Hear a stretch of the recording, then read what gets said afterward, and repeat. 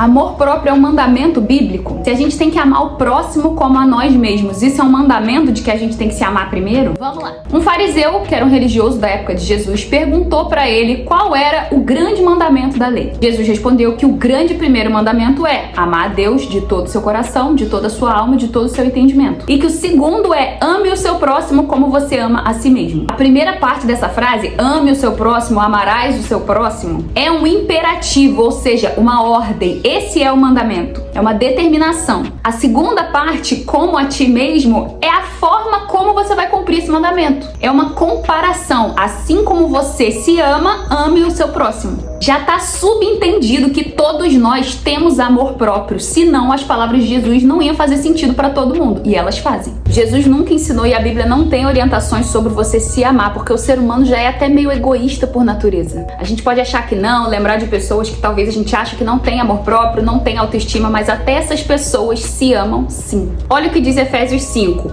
Assim também o marido deve amar a sua esposa como ama o próprio corpo. Quem ama a esposa ama a si mesmo, porque ninguém jamais odiou o seu próprio corpo. Ao contrário, o alimenta e cuida dele, como também Cristo faz com a igreja. Mais uma vez, o amor próprio aqui é subentendido. Se pressupõe que o marido já se ame, então se usa dessa comparação. Assim como você se ama, você deve amar a sua esposa. Tim Keller, no livro Ego Transformado, fala como o problema da humanidade não é a falta de autoestima, como se fala muitas vezes, principalmente entre as mulheres. A solução para as várias crises existenciais das pessoas não é elas terem autoestima mais elevada, e sim o que ele chama de autoesquecimento do ego. Ele dá o exemplo de Paulo quando escreve para os Coríntios, dizendo que pouco importava para ele ser julgado por eles ou por qualquer tribunal humano, que nem ele julgava ele mesmo. Ele disse ainda que a consciência dele não o acusava de nada, mas nem por isso ele se dava por justificado, porque quem julgava ele era Deus. E ali ele não tá tendo uma atitude afrontosa, como a gente vê as pessoas falando hoje, de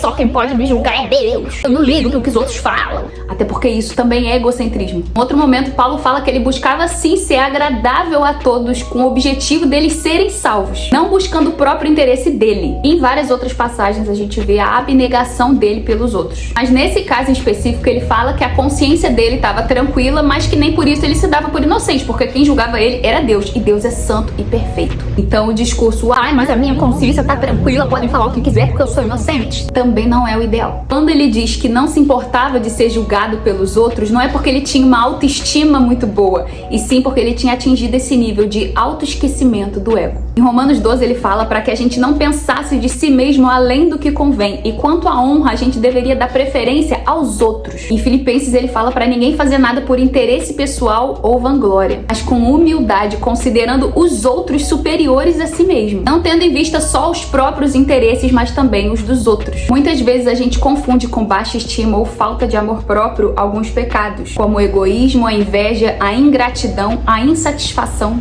e o individualismo. Todo mundo quer para si o melhor, não quer sofrer. E às vezes até uma pessoa que toma medidas drásticas querendo mitigar esse sofrimento, talvez esteja caindo nesses pecados da ingratidão, da insatisfação. A gente está numa onda hoje de egoísmo, de se coloque em primeiro lugar, priorize o seu próprio bem-estar. Você primeiro, depois, se sobrar tempo, energia, disposição, os outros. E esses discursos com essa vibe de autocuidado e de se priorize têm ganhado destaque justamente porque alimenta o ego e essa autoestima humana, mas vai diretamente contra as orientações do evangelho de doação e de abnegação. A gente só não deve confundir com autocomiseração. O intuito não é se colocar no lugar de coitado que faz tudo pelos outros enquanto tá sofrendo com escolhas tolas, mas sim de, se preciso for, sofrer pelos outros, sim, nos colocaremos nesse lugar com sabedoria e com amor sacrificial que a gente aprende nas escrituras. Mas eu não posso me anular por causa dos outros. Tipo, se preciso for abandonar temporariamente algo de bom que você tem para ajudar outra pessoa, abrir mão de um lugar de conforto que você esteja para se doar por alguém que precise de você. Isso não parece com uma história muito conhecida? Refresca a memória aí. Essa é a história do evangelho. O nosso mestre, sendo Deus, se esvaziou e se fez homem. Lavou os pés dos discípulos para nos ensinar, se submeteu a tantas vivências aqui nessa terra de pecado. Como é que com um exemplo desse a gente ousa pensar que a gente tem que se colocar em primeiro lugar? Eu espero que você tenha entendido e que essa reflexão possa ter sido útil para você de alguma forma. Comenta aqui o que você pensa sobre esse assunto. Um grande abraço e até a próxima!